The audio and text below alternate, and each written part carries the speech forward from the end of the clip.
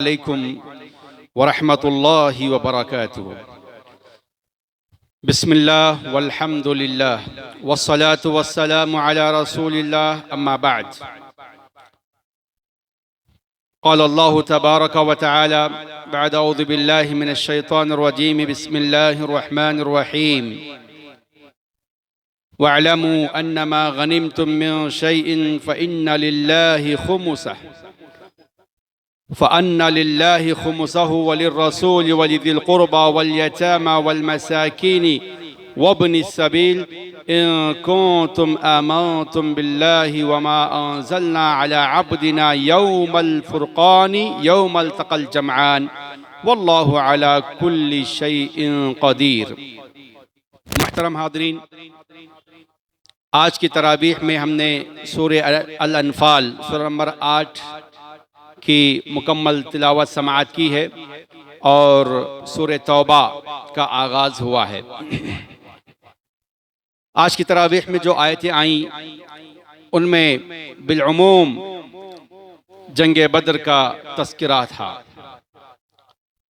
जंग बदर 17 रमज़ान को हुई और आज का रोज़ा कौन सा था? 16वां रोज़ा था। और तरावीह हमने कौन सी पढ़ी? 17वीं तरावीह पढ़ी है। अल्लाह ताला रोज़ों को कबूल फरमाए, तरावीह को कबूल फरमाए। रमज़ान में जो कुछ हमने फ़र्ज़ नमाज़ें अदा की अल्लाह उनको कबूल फरमाए। जो कुछ सदक़ा व खैरात हमने किया अल्लाह से कबूल फरमाए। तो इस मुनासबत से चूँकि आज ही के दिन ये आयतें आई हैं तो मैं चाहता हूँ कि आपके सामने यौमुल फ़ुरक़ान, जिसे अल्लाह ताला ने यौमुल फ़ुरक़ान कहा, हक़ और बातिल में फ़र्क करने वाला दिन करार दिया। जंग बदर को क्या कहा? यौमुल फ़ुरक़ान से खिताब किया। वही आज उसी यानी आयत से आज की तरावीह का आगाज़ हुआ है। फरमाया कि यौमल तक़ल जमआन, यौमुल फ़ुरक़ान क्या है? वो दिन है जिस दिन के दो जमातें आपस में मुठभेड़ हो गईं। कौन सी थी वो दो जमातें? एक काफिर की जमात, कुफ़ार की जमात, काफिरों की जमात, और दूसरी मुसलमानों की जमात। वल्लाहु अला कुल्लि शैइन क़दीर, फरमाया कि अल्लाह ताला हर चीज पर कादिर है। अब आइए, क्या हुआ जंग बदर, क्या उसके वजूहात, क्या उसके असबाब, उस पर हम मुख्तसरन आपके सामने चंद बातें पेश करते हैं। दरअसल हम जानते हैं कि मुसलमान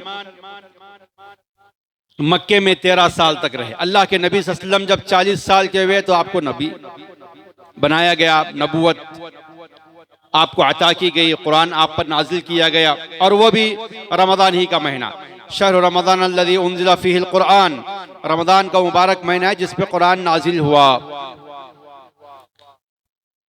और अल्लाह के नबी सल्लल्लाहु अलैहि वसल्लम ने कुरान नाजिल होने के बाद लोगों को कुरान की तरफ दावत दी, एक अल्लाह की इबादत की दावत दी, और लोगों को रिसालत पर ईमान लाने की दावत दी। अल्लाह के नबी सल्लल्लाहु अलैहि वसल्लम को रसूल माने, अल्लाह का आखिरी पैगंबर माने, आखिरी रसूल माने, इस बात की दावत दी।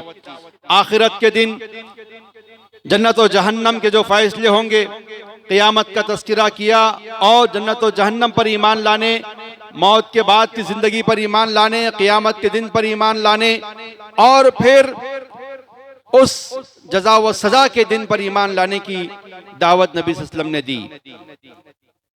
सारे झूठे बातिल माबूदों को छोड़कर एक अल्लाह की इबादत करने की तरफ दावत दी, जिसको अपना खालिक मालिक समझते थे। कहा कि उसी की इबादत करो।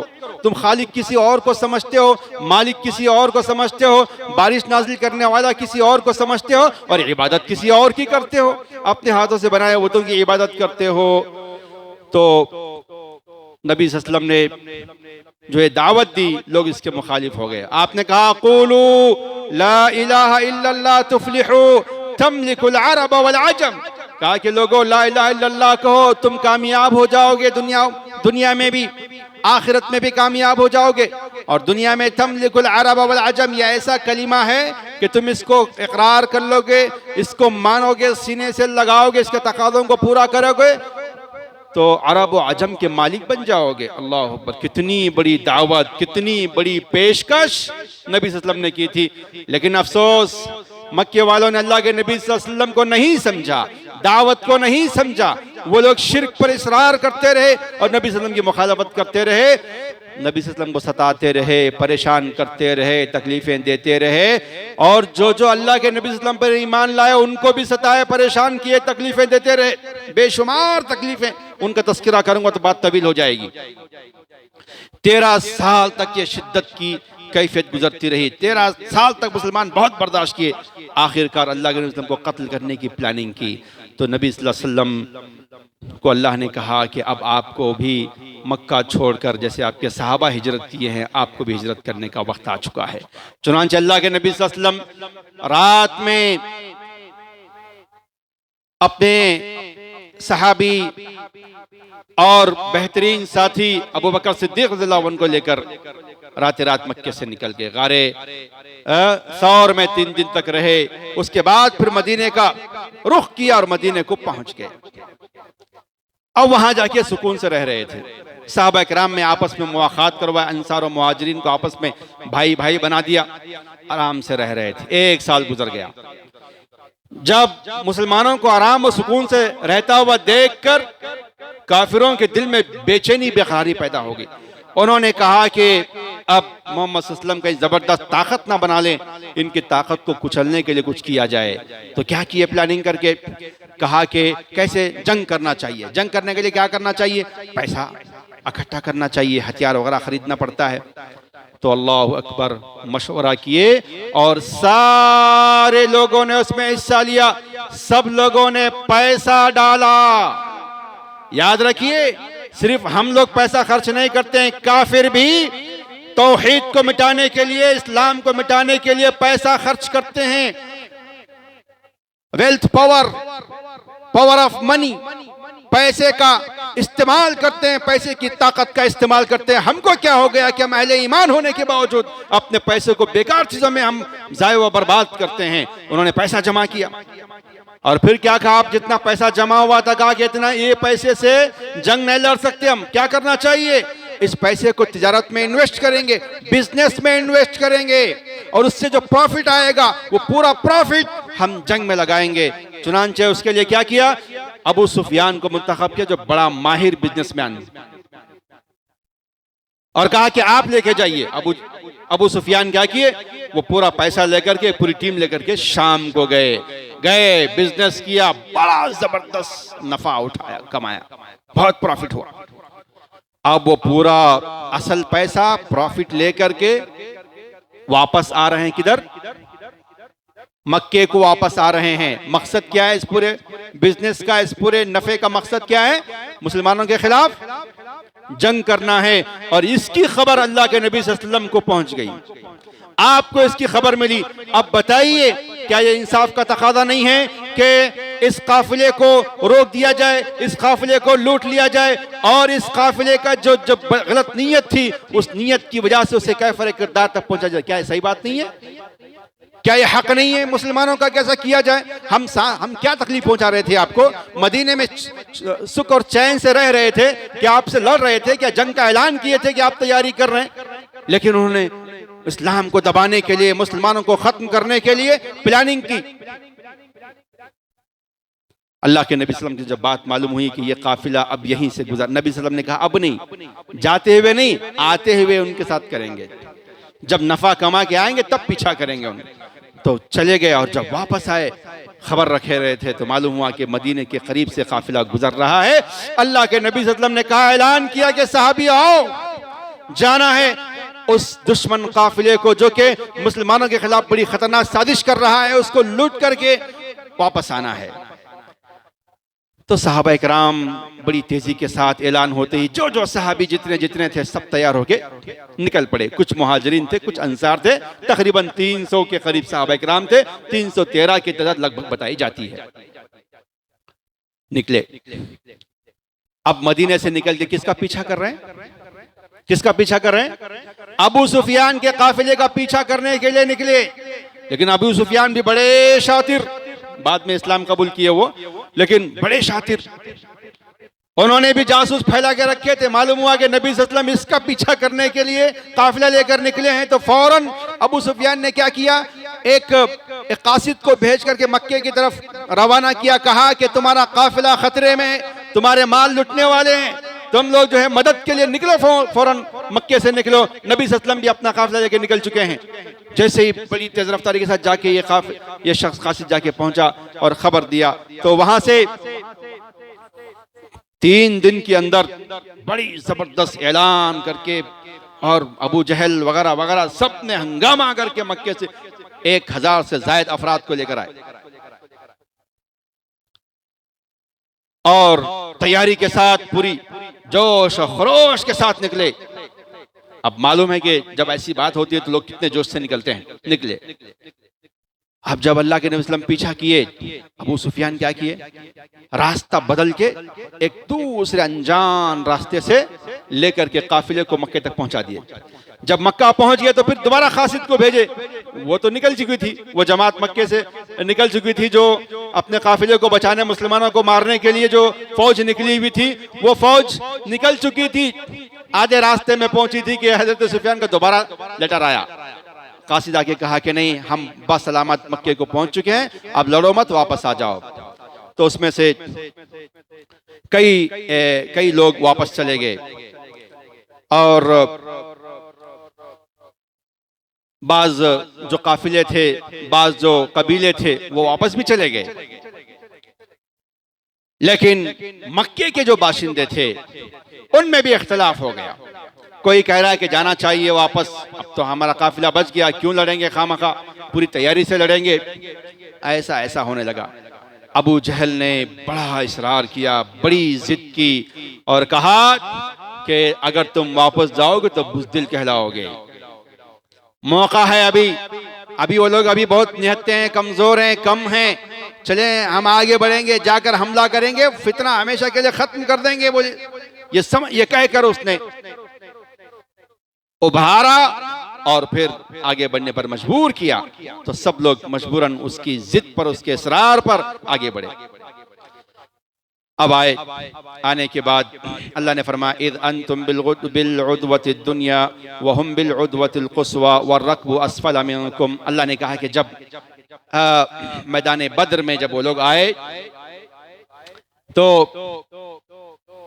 मुसलमानों को अच्छी जगह मिल गई, अंतुम और वो लोग नीचे रह गए। मुसलमान जो है ऊंचाई पर थे और वो लोग नीचे थे, और उनकी फौज नीचे थी मुसलमानों के, और मुसलमानों को जो है सख्त जमीन मिली हुई थी जहां पांव जम जाते हैं। और उन लोगों के पास जो जमीन थी वो दलदल नुमा जमीन थी। पहले ऐसा लग रहा था कि यहाँ मुसलमानों के पास जमीन है, यहाँ रेत है, यहाँ कंकर है, इसमें मुसलमानों के पैर धंसेंगे, और वहाँ सख्त मिट्टी है। वो लोग समझ रहे थे कि ये जो मिट्टी है, भुरभुरी मिट्टी, इस मिट्टी पर हम आसानी। अल्लाह ताला ने रात में अचानक बारिश नाज़िल फरमाई। बारिश नाज़िल करने से क्या हो गया, जो रेत थी वो जम गई, उसमें मुसलमानों के पैर और जम गए अच्छे से, पैर जमीन रेत में धंसते नहीं थे।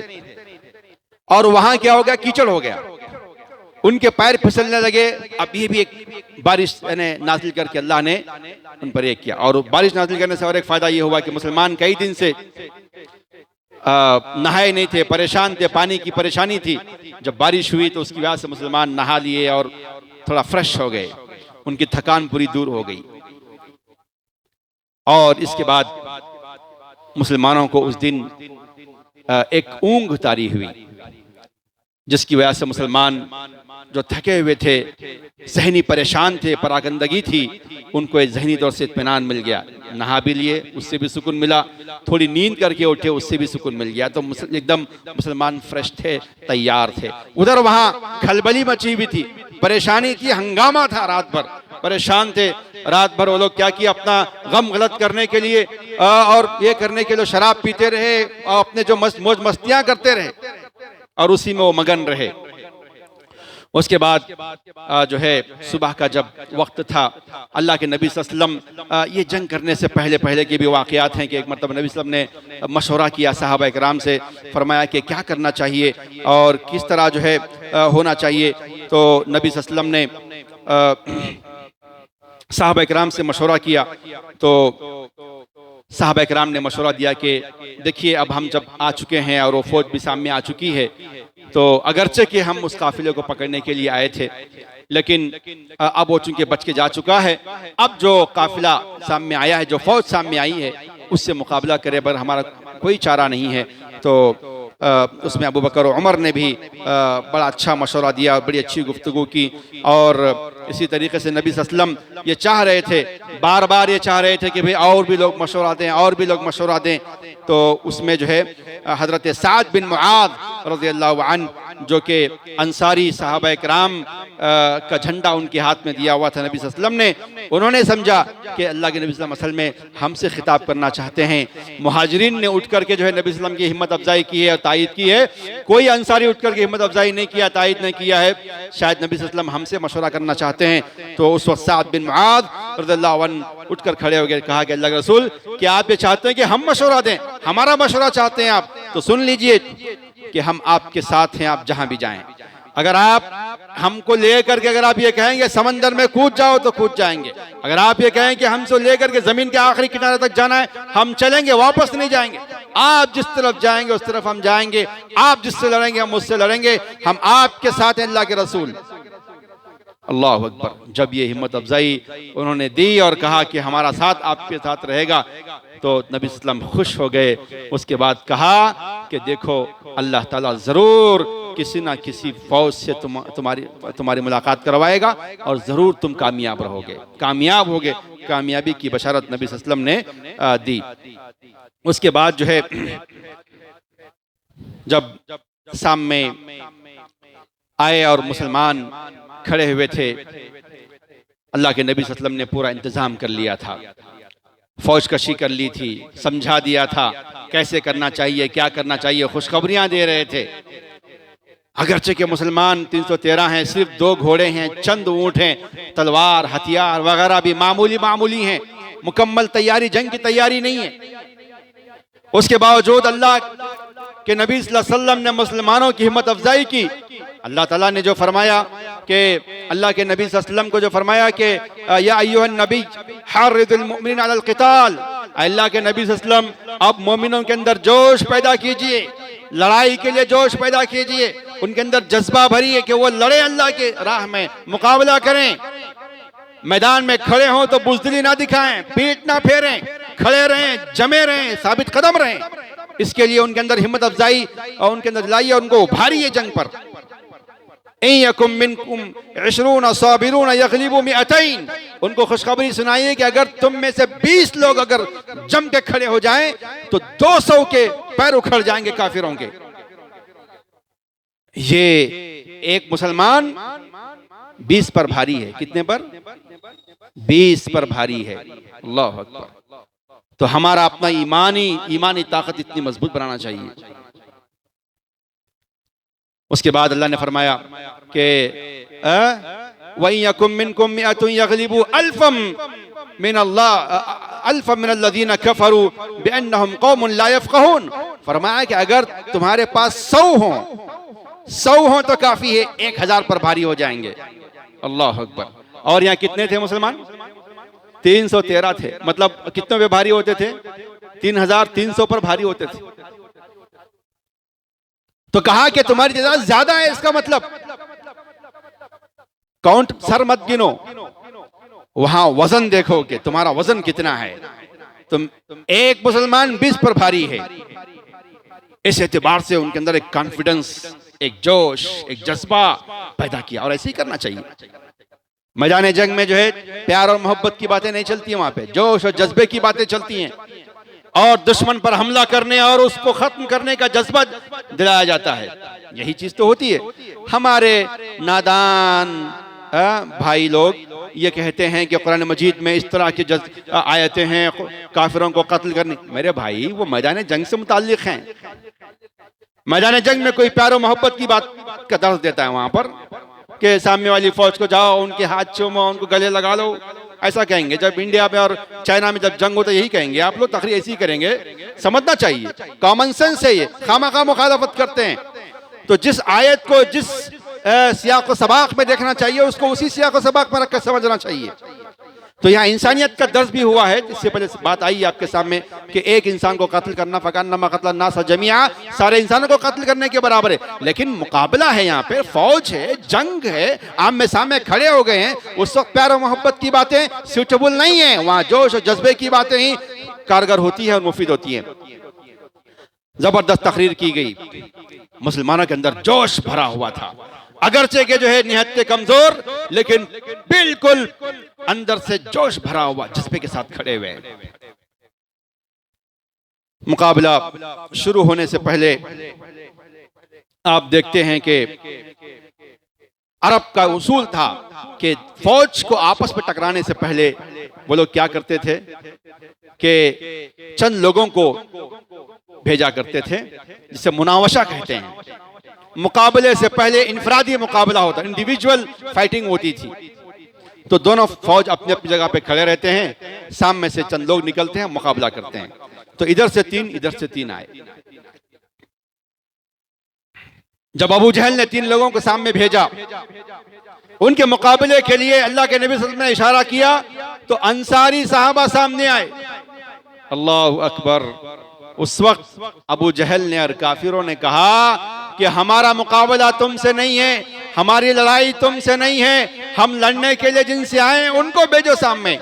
चुनांचे अल्लाह के नबी सल्लल्लाहु अलैहि वसल्लम ने हजरत हमजा को, हजरत अली को और फिर हजरत उबैदा बिन हारिस को भेजा। कहा कि आप तीनों सामने जाओ। अब वो तीनों सामने आए। तो हजरत हमजा की लड़ाई शैबा बिन रबीआ से हुई, हजरत अली की लड़ाई वलीद बिन अतबा से हुई, हजरत उबैदा बिन हारिस की लड़ाई उतबा बिन रबीआ से हुई। तीनों आपस में खड़े हुए हैं। मुकाबला चला, बहादुरी दिखाना था और बहादुरी दिखाने के लिए बहादुरों को सामने भेजते थे। हमजा भी बहादुर, अली भी बहादुर, उबैदा भी बहादुर। उधर से भी जो मुकाबले में आए वो भी कुछ कम नहीं थे। लड़े, आपस में घुमसान की लड़ाई हुई। हजरत हमजा ने शैबा को कत्ल कर दिया, हजरत अली ने वलीद को जहन्नम रसीद कर दिया। लेकिन हजरत उबैदा में और उतबा बिन रबीआ में लड़ाई हुई तो उसमें उतबा गालिब आया और हजरत उबैदा को जब हमला किया तो आपका पैर कट गया और उसी जख्मी हालत में वो मुकाबला कर रहे हैं, हिम्मत नहीं हारे थे। जब हजरत अली रज़ियल्लाहु अन्हु ने हमजा ने देखा कि हमने इनका काम तमाम कर दिया है और उतबा उबैदा से लड़ रहा है, तो हजरत उबैदा मुकाबला कर रहे हैं, गए उनका सपोर्ट किया और सब ने मिलकर हमला किया तो वो भी खत्म हो गया। इस तरीके से जंग से पहले की छोटी जंग में वो हार गए। अब उसके बाद फिर ऐलान हुआ और फिर मुकाबला हुआ। अल्लाह के नबी सल्लल्लाहु अलैहि वसल्लम ने तरतीब बताई थी कि पहले तीरों से हमला कीजिए, उसके बाद भाले फेंका कीजिए, जब वो लोग करीब आए तब तलवार निकालना, तब उनसे मुकाबला करना। तो नबी सल्लल्लाहु अलैहि वसल्लम ने पूरा एक फौजी कमांडर की हैसियत से जैसा तैयारी हो सकती है वैसी तैयारी आपने फरमाई। तो इसीलिए जितनी आपके पास कोशिश है, जितना आप कर सकते हैं अल्लाह के दीन के लिए करें, अल्लाह के दीन के लिए उठें, अल्लाह के दीन के लिए कुर्बानियाँ दें। आपकी कमज़ोरी नहीं देखी जाएगी, ये नहीं देखा जाएगा कि आप कितने हैं और कितने कमज़ोर, कितने ताकतवर हैं। आपका निकलना देखा जाएगा, आपका ईमान देखा जाएगा, आपका जज्बा देखा जाएगा। आज अफसोस की बात यह है कि मुसलमान सिर्फ अफसोस करते रहते हैं और तैयारी नहीं करते, प्लानिंग नहीं करते। अल्लाह ने फरमाया वअइद्दू लहुम मस्ततअतुम मिन कुव्वा व मिन कुव्वतिन व मिन रिबातिल खैल तुरहिबूना बिही अदुव्वल्लाहि व अदुव्वकुम व आखरीन मिन दूनिकुम ला तअलमूनहुम अल्लाहु यअलमुहुम। अल्लाह ने फरमाया तुम तैयारी करो, अपने अंदर कुव्वत पैदा करो, ताकत पैदा करो, तैयारी करो। हम तैयारी नहीं करते हैं, किसी चीज की भी प्लानिंग नहीं है, किसी चीज की भी हमारे पास तैयारी नहीं है। कैसे तैयारी करें? हर वक्त मस्ततातुम मिन कुव्वा, कुव्वत को बनाओ। कैसी कुव्वत? इल्म की कुव्वत भी हो सकती है, टेक्नोलॉजी की कुव्वत भी हो सकती है। आज के दुनिया में जो चीज पाई जाती है उसका मुकाबला उसी से करना चाहिए। आज टेक्नोलॉजी का दौर है, आप तलवार और हथियार रखेंगे अपने पास तो मुकाबला हो पाएगा? नहीं हो पाएगा। तो आज की जो लेटेस्ट टेक्नोलॉजी है उसको कैसे हम मुकाबला कर सकते हैं, उस अंदाज में हमें आगे आने की जरूरत है। हमारे मुस्लिम हुक्मरान नई नई गाड़ियां खरीद रहे हैं, नए नए बंगले बना रहे हैं, पता नहीं ऐश और आराम की सारी चीजें उनके पास लेटेस्ट मौजूद हैं। बनाते वो हैं, खरीदते ये हैं। आप कब बनाओगे? हमारा नौजवान कब बनाएगा? इसका दिमाग कहां खप रहा है? सिर्फ स्टाइल मारने में, हाँ, व्हीलिंग करने में, राइडिंग करने में, हॉर्सिंग करने में, अरे सब जिम करने में, खाने में, इसी में हमारी अय्याशियों में मादरत के साथ हमारी एनर्जी सर्फ हो रही है, पैसा भी, हेल्थ भी, वेल्थ भी।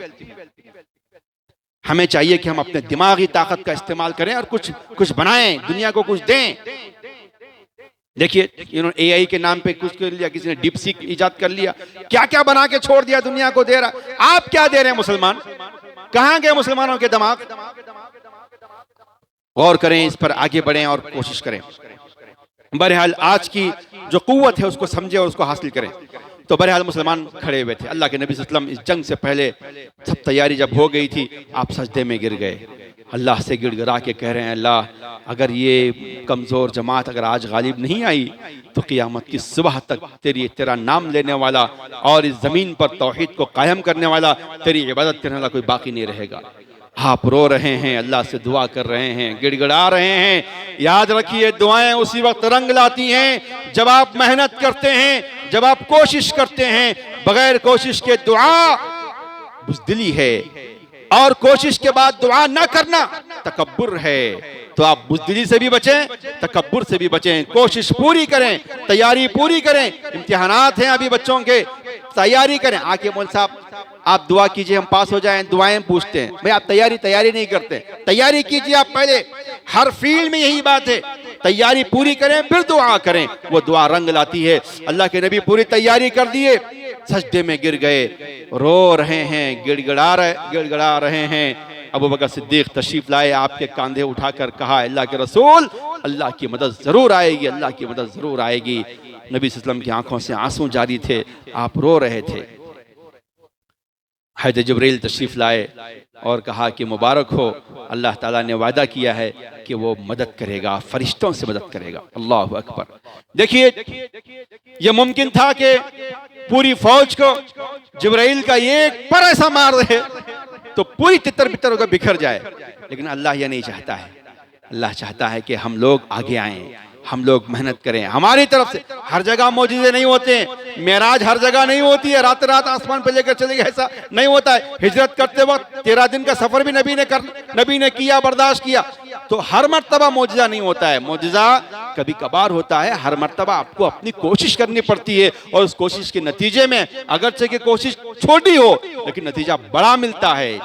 अगर हम सुस्ती करते हैं तो फिर नुकसान भी बहुत बड़ा होता है। आज जितना नुकसान हमें हो रहा है, हिंदुस्तान में हो या पूरी दुनिया में हो, कश्मीर में हो, फलस्तीन में हो, यमन में हो, किसी और जगह पर मुसलमानों की पसपाई का जो भी है, वहां मुसलमानों की सुस्ती और काहली इसकी अव्वलीन वजह है कि हम लोग जो करना है वो नहीं कर रहे हैं, जो नहीं करना है वो बहुत कर रहे हैं। तो हमें चाहिए कि हम उस पर तवज्जो दें। नबी सल्लल्लाहु अलैहि वसल्लम ने जो है उसके बाद फरमाया कि साहबा इकराम को खुशखबरी दी और कहा कि आप ज़रूर जीतेंगे, आपको कामयाबी मुबारक हो, और जोश भर करके मैदान में छोड़ा। उसके बाद मुकाबला हुआ। मुकाबला जब हो रहा था तो अल्लाह के नबी सल्लल्लाहु अलैहि वसल्लम ने अपने हाथों में मिट्टी ली, कंकरियाँ ली, मिट्टी ली, और उसको फौज की तरफ, काफिरों की फौज की तरफ फेंका और फरमाया, शाहतिल वजूह व ज़लज़िल अक़दामहुम। अल्लाह के नबी ने कहा कि अल्लाह इनके चेहरों को मस्ख कर दे और इनके कदमों में जलजला पैदा कर दे, इनके कदमों को उखेड़ दे। चुनांचे वैसे ही हुआ। मुसलमान बड़ी बेजिगरी से लड़ रहे हैं, मुकाबला कर रहे हैं। तो अल्लाह ताला ने फरिश्तों से के जरिए से मदद फरमाई, फरिश्ते नाजिल हुए। मुसलमान मारना चाह रहे हैं, गर्दनें कट रही हैं, मुसलमान हाथ उठा रहे हैं। वहां पर जो है काफिरों ने देखा तो उनके कुश्ते के पुश्ते लग गए, सब पीठ फेर के भागने लगे। वहीं पर शैतान भी था। शैतान जो है इनको बड़ा वरगला रहा था काफिरों को, चलो मुकाबला करना है। अरे मुसलमान थोड़े हैं, ये देखो वो कितने हैं, चंद हैं मुसलमान, तुम लोग कितने, 1000 हैं, 3 गुना तुमसे वो लोग कम हैं, करो मुकाबला, तुम ही जीतोगे। यहाँ नबी सल्लल्लाहु अलैहि वसल्लम उभार रहे हैं सहाबा इकराम को, वहां शैतान जो है काफिरों के अमाल को खूबसूरत बना के पेश कर रहा है। फरमाया वइज़ ज़य्यना लहुमु शैतानु अमालहुम व क़ाला ला गालिबा लकुमुल यौम। आज तुम पर कोई गालिब आने वाला नहीं है, तुम ही गालिब होने वाले हो, तुम ही कामयाब होने वाले हो। व इन्नी जारुल लकुम, मैं तुम्हारा सपोर्टर रहूंगा, मैं तुम्हारी मदद करूंगा। फलम्मा तराअतिल फिअतानि नकसा अला अक़िबैहि, जैसे ही जंग शुरू हो गई, आसमान से फरिश्ते नाजिल होकर मुसलमानों की सफ़ों में जब खड़े हो गए, जैसे ही शैतान ने उनको देख लिया, नकसा अला अक़िबैहि, उल्टे पांव भागने लगा, उल्टे पांव भागने लगा। वक़ाल इन्नी बरीउम मिनकुम, फिर बोला, ए काफिरो, याद रखो तुम मेरी वजह से जंग में नहीं आए, तुम खुद लड़ना चाहते थे, मैं तुमसे बरी हूं, मैं तो बरी हूं, आप जो भी होगा तुम कर लो, आप हार गए तो मुझे कुछ नहीं बोलना। क़ाल इन्नी बरीउम मिनकुम, मैं तुमसे बरी हूं। इन्नी अरा मा ला तरौन, मैं वो आंखों से देख रहा हूं जो तुम नहीं देख रहे हो। फरिश्तों को मैंने देख लिया है, तुमको नजर फरिश्ते नहीं आ रहे, फरिश्ते मुझे नजर आ गए, अब मैं भागता हूं उल्टे पांव। शैतान की ये हरकत रहती, बुराई करने तक, बदनाम हो, बुराई करने तक आपके साथ रहता है। जैसे ही बुराई कर लेते, चल फंस तू, अब मैं तो बरी। और सजा किसको मिलती? शैतान को मिलती है। किसको मिलती है सजा? किसको मिलती? बुराई करने वाले को मिलती। शैतान क्या करता है? बुराई कराए तक बुराई को खूबसूरत बना के पेश करता है। हाँ ये कर, जब कर लेता है बुराई, साथ छोड़ देता, बस अब जा, क्या कर लेता कर ले, पूरी सजा वही भुगतना पड़ता है। तो शैतान इतना मक्कार है, इंसान का खुला दुश्मन है, वो उभार के लेकर आया, जब मुकाबला हुआ भाग गया। तो फिर कह रहा, इन्नी अखाफुल्लाह, मैं तो अल्लाह से डरने वाला हूँ। वल्लाहु शदीदुल इक़ाब, अल्लाह की सजा बहुत सख्त होती है। ये कहकर वहां से मैदान से भाग गया। अब मुकाबला हुआ तो मुसलमान बड़ी बेजगरी से लड़े। 70 काफिर कत्ल किए गए और 70 पकड़ लिए गए। पकड़ के कैद करके मुसलमान उनको जो है मदीने लेकर आए। जंग हुई। अल्लाह के नबी सल्लल्लाहु अलैहि वसल्लम ने जो खुशखबरी दी थी वो मुकम्मल हुई। कहा कि ये लोग मारे जाएंगे, यहाँ मारे जाएंगे, यहाँ इनकी लाशें पड़ी, वहां उनकी लाशें पड़ी हुई थी। उसमें अबू जहल भी मारा गया, बड़े बड़े सरदारान कुरैश मारे गए। अबू जहल को मारने में दो बच्चों का हाथ है। कौन वो? मुआज बिन आमर बिन जमूह और मुआज बिन अल अफरा। ये दो नौजवान थे, छोटे छोटे, मतलब ये मैदान जंग में आ गए। हजरत अब्दुर्रहमान बिन औफ से पूछते हैं कि अब्दुर्रहमान बिन औफ, ये अबू जहल कौन है जो अल्लाह के नबी का दुश्मन है, नबी सल्लल्लाहु अलैहि वसल्लम को गाली दिया करता था, तकलीफ दिया करता था, परेशान, कौन है वो? तो इन्होंने पूछा, क्या करेंगे आप उसको जानकर? कहे हम उसको मारना चाहते हैं, हमारा टारगेट ये है कि हम अबू जहल को जंग में मारें, बस किससे भी नहीं लड़ेंगे हम, बस उसको मारेंगे। कभी भी याद रखिए, टारगेट रख के मेहनत करेंगे तो अचीव करते हैं, बच्चे भी क्यों ना करें अचीव कर लेते हैं। इसलिए हमेशा जिंदगी में एक गोल होना चाहिए, एक टारगेट होना चाहिए, एक हदफ होना चाहिए। हदफ होता है तो वो मिल जाता है। जब आप टारगेट नहीं रखते हैं, ऐसी अंधाधुंध मेहनत करते हैं तो फिर अचीव नहीं करते हैं। ये दो बच्चे, टारगेट था कि जंग में हम अबू जहल को मारेंगे, ढूंढ रहे हैं, मिल नहीं रहा है। अब अब्दुर्रहमान बिन औफ मिल गए। पूछा अब्दुर्रहमान बिन औफ रज़ियल्लाहु अन्हु, बताओ कौन है अल्लाह के नबी का दुश्मन? तो गुफ्तगू चल ही रही थी। अब्दुर्रहमान बिन औफ ने कहा, छोटे छोटे बच्चे हैं, पूछ रहे हैं, वो भी बड़े बहादुर खतरनाक दुश्मन कमांडर को पूछ रहे हैं ये दोनों, क्या करोगे तुम? मारेंगे, हमसे कत्ल करेंगे। अच्छा, बात चल रही थी। अबू जहल साहब, ए देखो तुम्हारा हदफ आ गया, देखो यही तुम्हारा टारगेट है, बेचारे जाओ, भागो भागो। दोनों बड़ी तेजी से लपके और जाकर के मुकाबला किया। एक ने जो है अबू जहल के पैर को मारा, दूसरे ने अबू जहल के घोड़े को पैर को मारा। तो उतने में अबू जहल नीचे गिरा और मुकाबला करना चाहा, उसने एक को जख्मी भी किया। दोनों मिलकर के लड़ाई मुकाबला किए और फिर जाके अबू जहल के सीने पे बैठ गए दोनों बच्चे। एक ने हाथ पे मारा तो उसकी तलवार नीचे गिर गई, दूसरा जाके उसके सीने पे चढ़ के बैठ गया और मुकाबला कर रहे हैं। अल्लाह अकबर। अबू जहल कह रहा है, ए बच्चों, गर्दन यहां से मत काटना, नीचे से काटना। जब वो कटने का वक्त कितना मगरूर था, इसलिए उलमा कहते हैं फिरौन से ज्यादा मगरूर अबू जहल था। फिरौन से ज्यादा मगरूर अबू जहल था। फिरौन जब मर रहा था तो आमनतु बिरब्बि मूसा व हारून बोला फिरौन। ये बदमाश अबू जहल क्या कह रहा है? गर्दन यहां से मत काटना, नीचे से काटना। बोला क्यों? जब गर्दनें रखी जाएं तो मेरी गर्दन सबसे ऊंची रहना हो। तकब्बुर की इंतहा देखो आप। छोड़े नहीं, दोनों काटे। दोनों मिलकर के हमला कर रहे थे, काटे। जब जंग खत्म हो गई, भागे भागे आए, कहा कि अल्लाह के रसूल, ये गर्दन देखिए, हमने अबू जहल को मारा है। तो अल्लाह के नबी सल्लल्लाहु अलैहि वसल्लम ने फरमाया कि आप दोनों ने मारा। हम, एक ने कहा मैंने मारा, उसने कहा मैंने मारा। तो नबी सल्लल्लाहु अलैहि वसल्लम ने कहा अच्छा, क्या तुमने अपनी तलवारें पोंछ ली हैं? कहा नहीं पोंछा हमने। कहा दिखाओ तलवारें दिखाओ, देखता हूं किसने मारा है। तो निकाल के देखा तो दोनों की तलवारों में खून था। नबी ने एक फैसला किया कि दोनों ने हमला किया, दोनों ने मारा है। अबू जहल के कत्ल में तुम दोनों शरीक हो। और जंग का उसूल यह है कि जो जिसको मारता है उसकी पूरी गनीमत का हिस्सा उसको दे दिया जाता है। तो कहा कि उसके पास जो कुछ माल है अबू जहल का, जो कुछ जंग में अबू जहल का माल मिलेगा वो सब तुम दोनों का होगा। अल्लाह अकबर। तो कितने खुश नसीब थे वो दोनों जवान। बहरहाल उन्होंने अल्लाह के बड़े दुश्मन, नबी के बड़े दुश्मन को खत्म कर दिया। इस तरीके से बड़ी जबरदस्त जो है उसमें कामयाबी मिली। 70 मारे गए और 70 को पकड़ के लेके चले गए। वहां जाने के बाद मदीने में कैद करके ले गए। अब जो माल गनीमत जमा हुआ उस पर भी इख्तलाफ हुआ सहाबा किराम का। कोई कहता है ऐसा, कोई कहता है ऐसा तकसीम करेंगे, कोई कहता है ये तकसीम करेंगे। अल्लाह ने कहा कि नहीं। सूरह अनफाल में जो शुरू की आयत है वही है, यसअलूनका अनिल अनफाल कुल अनफालु लिल्लाहि वर रसूल। फरमाया कि आपके माल गनीमत के बारे में पूछते हैं तो कहा कि अल्लाह उसके रसूल का फैसला होगा। जो अल्लाह उसके रसूल का फैसला होगा उसी फैसले को आपको मानना होगा, क्योंकि हम लड़ाई पैसे के लिए नहीं लड़े हैं, हम लड़ाई अल्लाह की दीन की सरबलंदी के लिए लड़े हैं। और फिर फरमाया कि वालमु अन्नमा गनिमतुम फकुलू, क्या फरमाया? अन्नमा गनिमतुम वालमु अन्नमा गनिमतुम मिन शैइन फइन्न लिल्लाहि खुमुसहु। फरमाया कि तकसीम ये होगी कि उसका 5वां हिस्सा 20% अल्लाह उसके रसूल के लिए होगा और बकिया 80% फौज में तकसीम किया जाएगा। ये अल्लाह ताला ने फैसला फरमाया। ये माल गनीमत का मसला हो गया। अब मसला जो आया वो मसला ये है कि ये कैदियों के साथ क्या किया जाए। अल्लाह अकबर। तो हर एक ने अपना अपना मशवरा दिया। हजरत उमर ने मशवरा दिया अल्लाह के रसूल, ये हक और बातिल की जंग थी। जब हम मुकाबले के लिए खड़े हो गए तो क्या कहा था उन लोगों ने? हम अंसारियों से नहीं लड़ रहे हैं, हम तो लड़ रहे, हम किन से लड़ रहे हैं? हम अपनी ही बिरादरी से लड़ने के लिए आए हैं। उनको सामने भेजो कहा था।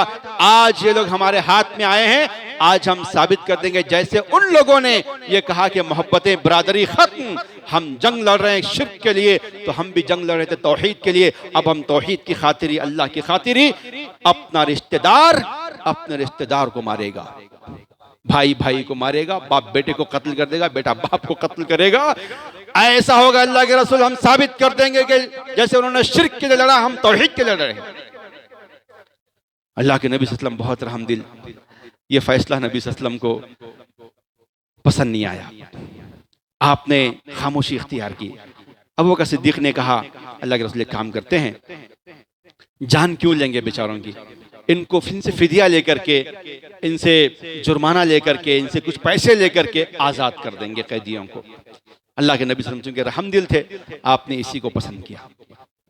उसके बाद जब रातों में लाके रात बांध दिए गए थे कैदियों को, रात में सारे कैदी करा रहे थे, तड़प रहे थे कसने की वजह से, आपने कहा कि कैदियों की रस्सियां ढीली कर दो, लोग तड़प रहे हैं। अल्लाह अकबर। इतने रहम। देखिए जंग में बहादुरी दिखाए आप, जंग के बाहर जालिम नहीं बने, जंग के बाहर रहमदिली का मुजाहरा किया आपने। और अंसारी सहाबा इन कैदियों को रोटियां पका पका के खिलाते थे, खुद खजूर खाते थे।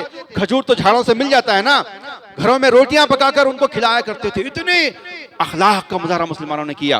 अल्लाह अकबर। इन्नमा नुतिमुकुम लिवजहिल्लाह ला नुरीदु मिनकुम जज़ाअन वला शुकुरा। कहते थे कि हम अल्लाह की रज़ा के लिए खिला रहे हैं, हम आपसे कोई बदला नहीं चाहते हैं। अल्लाह अकबर। तो ये साहब इकराम ने अखलाक पेश किया। इसीलिए जितने कैदी थे उसमें से अक्सर इस्लाम कबूल कर लिए कैद से छूटने के बाद। कैदियों को छोड़ने की जब बात आई, उसमें अल्लाह के नबी के चचा अब्बास इब्न अब्दुल मुत्तलिब भी थे। नबी सल्लल्लाहु अलैहि वसल्लम ने कहा कि इनका पैसा मैं देता हूँ। ये नहीं कहा कि मेरे रिश्तेदार हैं फ्री में छोड़ेंगे, कहा मैं पे करता हूँ। ये इंसाफ है। देखिए अल्लाह अकबर। उसमें अल्लाह के नबी सल्लल्लाहु अलैहि वसल्लम के दामाद भी थे, हजरत ज़ैनब के शौहर अल्लाह के नबी के दामाद भी साहब में शरीक थे काफिरों की फौज में। तो अल्लाह अकबर। हजरत ज़ैनब ईमान लाली थी, लेकिन अपने शौहर की मोहब्बत में उन्होंने हजरत खदीजा का जो हार था वो हार भेजा था। दरखास्त नहीं भेजी थी कि फ्री में मेरे शौहर को छोड़ दो, अल्लाह के रसूल आप कमांडर हैं मेरे, नहीं, पैसा लेके, सबको पैसा लेके छोड़ेंगे। मेरे दामाद के साथ भी वही इंसाफ है, मुसावात है। जब नबी सल्लल्लाहु अलैहि वसल्लम के पास हज़रत खदीजा का हार आया कि उसके फिदिये में अपने दामाद को छोड़ा जाने वाला है, नबी सल्लल्लाहु अलैहि वसल्लम की आंखों में आंसू आ गए और आपने कहा कि अगर तुम लोग इजाज़त दोगे तो मैं चाहता हूं कि ये मेरी बीवी का ये हार मेरी बेटी को मैं वापस कर दूं। अगर तुम लोग चाहोगे तो मैं चाचा का तो मैंने दे दिया है, दामाद को अगर तुम चाहते हो तो फ्री में छोड़ सकते हो, अगर तुम चाहते हो, अगर तुम पसंद करते हो तो। साहब मुसलमानों ने कहा अल्लाह के रसूल, हम अल्लाह की खातिर आपके